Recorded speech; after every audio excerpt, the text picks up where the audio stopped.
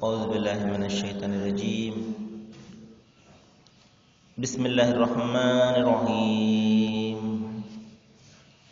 وإذ قال عيسى ابن مريم يا بني إسرائيل إني رسول الله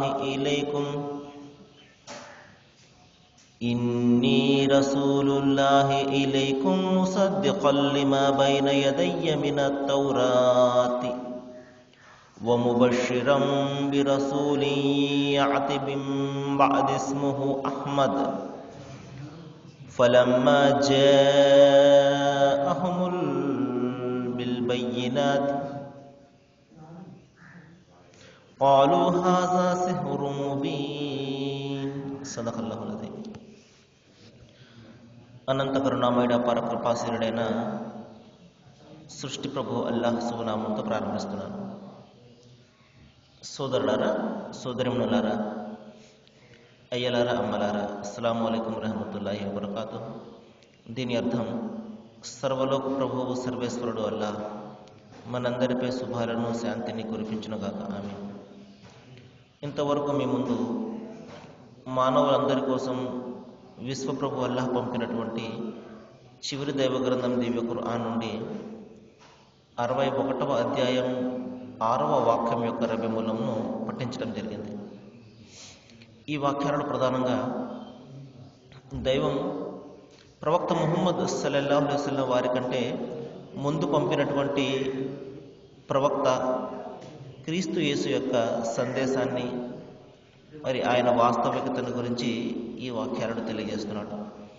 మరి అంతేకాదు, ఆయన ఇచ్చినటువంటి ఒక శుభవార్తను గురించి కూడా ఇక్కడ తెలియజేస్తున్నాడు. అంతిమ దేవగ్రంథం ఖురాన్లో సృష్టి ప్రభు మానవాళికి మార్గాన్ని చూపించడం కోసము అనాది నుండి కూడా అనేక మంది ప్రవక్తలను పంపించాడు. ఈ ప్రవక్తలు వివిధ కాలాలలో, వివిధ జాతులలో, వివిధ ప్రజల వద్దకు మరి వచ్చి ఒకే సందేశాన్ని అందజేయడం జరిగింది.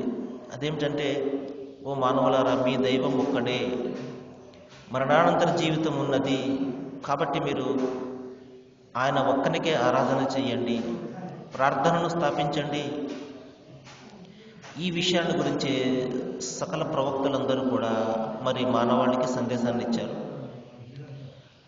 ఆరాధన విధానాలు వేరుగా ఉండవచ్చేమో కానీ ప్రార్థించే దైవం మాత్రము కేవలం ఒక్కడే.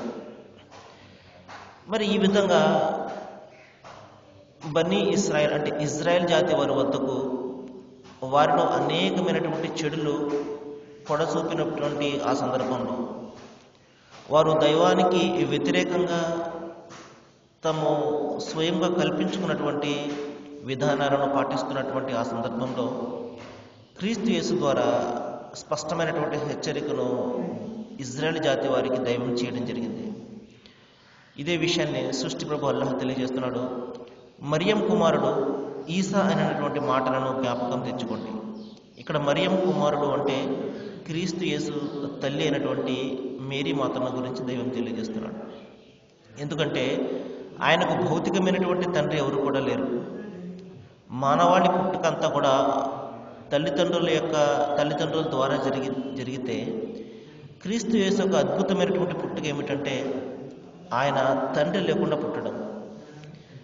ఎందుకంటే ఇజ్రాయెల్ జాతి వారికి ఒక నిదర్శనగా, దైవం యొక్క శక్తికి ఒక నిదర్శనంగా చూపించడం కోసము ఈ విధంగా ఆయనను మరి సృష్టికి అతీతంగా ఆయనకు తండ్రి లేకుండా పుట్టించడం జరిగింది. మహాశిలారా, ఇక్కడ ఒక ప్రశ్న వస్తుంది. ఎందుకంటే ఏ విషయంలోనైనా అతిగా పోవడం అనేది మనిషికి అలవాటు కాబట్టి, తండ్రి లేకుండా పుట్టారు కాబట్టి ఆయన దైవంలో భాగమునో లేకపోతే దేవుని యొక్క స్థానం ఆయనకు ఉన్నదనో, మరి ఈ విధంగా అతిశయానికి పోవడం మనం చూస్తూ ఉన్నాం. ఇదే విషయాన్ని మనం గమనించినట్లయితే తండ్రి తల్లి లేకుండా దైవము మొట్టమొదటి మానవుడు ఆదాంని పుట్టించడం జరిగింది. ఇదే విషయాన్ని దైవం చెప్తున్నాడు, నేను ఆదామును తల్లి తండ్రి కూడా లేకుండా పుట్టించాను, కాబట్టి సమస్తము కూడా ఆయనకు సాధ్యము. మరి ఇదే విషయాన్ని సృష్టి వల్ల తెలియజేస్తున్నాడు. ఆయన ఏదైనా ఒక పని చేయాలి అని అనుకున్నప్పుడు ఆయన దానిని కేవలము ఆజ్ఞాపిస్తాడు, కున్ ఫయకు, వెంటనే అది అమలులోనికి వచ్చేస్తుంది. కాబట్టి ఇక్కడ మనము ఆలోచించవలసినది దైవం యొక్క శక్తి, ఆయన యొక్క సామర్థ్యము, ఆయన గొప్పతనము, ఆయన ఘనత. ఇది మనము దీని గురించి మనం ఆలోచన చేయాలి. కాబట్టి తల్లి లేకుండా పుట్టించడము, తండ్రి లేకుండా పుట్టించడము, ఇద్దరు లేకుండా పుట్టించడము అది ఆయనకు మాత్రమే సాధ్యమవుతుంది. ఈ విధంగా బని ఇశ్రాయేలు జాతి వారి వద్దకు క్రీస్తు యేసు మరి వెళ్ళి సందేశం ఇచ్చినప్పుడు ఆయన ఈ విధంగా చెప్పారు, ఓ ఇజ్రాయెల్ జాతి వారలారా, నేను మీ వద్దకు అల్లాహచే పంపబడినటువంటి సందేశహరుణ్ణి, ఆ తండ్రి చేత, దైవం చేత మరి పంపబడినటువంటి సందేశహరుణ్ణి మీకు స్పష్టమైనటువంటి హెచ్చరిక చేయడానికి వచ్చాను. అదేమిటి? మీరు ఆ దైవాన్ని విడిచి మరి ఆయన ఆజ్ఞకు వ్యతిరేకంగా మీరు మీరుతూ ఉన్నట్లయితే భయంకరమైనటువంటి నరకాగ్ని మీకోసం కాచుకుని కూర్చున్నది. కాబట్టి ఈ విధమైనటువంటి స్పష్టమైనటువంటి హెచ్చరిక నేను చేస్తున్నాను. అంతేకాకుండా ఒక శుభవార్తను కూడా ఇస్తున్నాను. అదేమిటి? దైవం ఒక్కనికే మీరు ఆరాధన చేసినట్లయితే, ఆయన స్థానాన్ని ఎవరికి కూడా ఇవ్వకుండా ఉన్నట్లయితే మీకు స్వర్గమనే శుభవార్తను మరి ఇస్తున్నాను అన్న విషయాన్ని గురించి కూడా ఆయన చెప్పడం జరిగింది. కాబట్టి మారు మనస్సు పొంది ఎవరైతే దైవం వైపునకు తిరుగుతారో వారికి నిత్య జీవము, స్వర్గము అనే సువార్తను ఆయన ఇవ్వడం జరిగింది.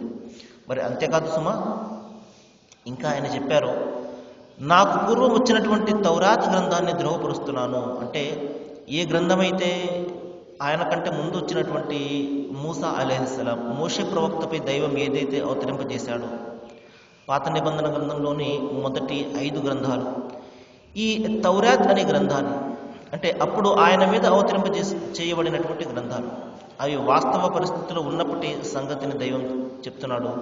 మరి ఆ గ్రంథంలోని విషయాలను, ఆజ్ఞలను, ధర్మశాస్త్రాన్ని నేను ధృవపరచడానికి వచ్చాను.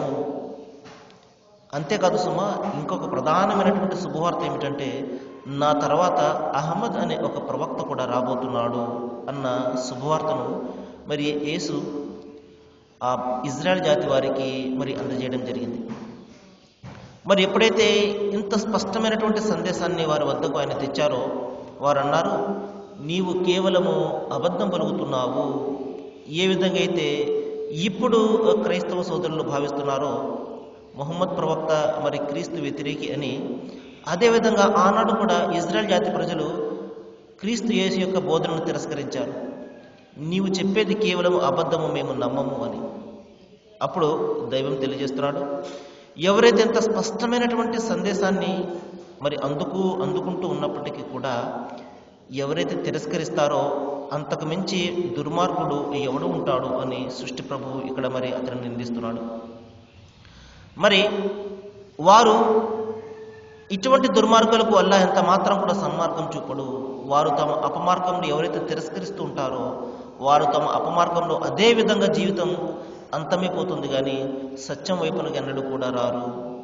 మరి ఎవరైతే అల్లాహ్ యొక్క ఈ జ్యోతిని తమ నోటితో ఆర్పాలని కోరుకుంటూ ఉంటారో, ఈ జ్యోతి అంటే స్పష్టమైనటువంటి మార్గదర్శకత్వం, దైవము మానవాళికి తన ప్రవక్తల ద్వారా అందజేసినటువంటి మార్గదర్శకత్వం, చివరిగా అంతిమ దైవ గ్రంథం ఖురాన్ మరియు అంతిమ ప్రవక్త ముహమ్మద్ సల్లల్లాహు అలైహి వసల్లం వారి ద్వారా మానవాళికి ఇచ్చినటువంటి ఈ మార్గదర్శకత్వం, ఈ మార్గదర్శకత్వాన్ని ఎవరైతే నోటితో ఊది ఆర్పాలని మరి భావిస్తున్నారు, కానీ సృష్టి ప్రభు దైవం తెలియజేస్తున్నాడు, మరి అవిశ్వాసులకు ఎంత అనిష్టమైనా సరే ఆయన తన జ్యోతిని పూర్తిగా వ్యాపింపచేయడానికి నిర్ణయించుకున్నాడు. ఈ రోజున అంతిమ దైవ గ్రంథం ఖురాన్లో ఉన్నటువంటి, ఖురాన్ బోధిస్తున్నటువంటి ధర్మం ఇస్లాం అంటే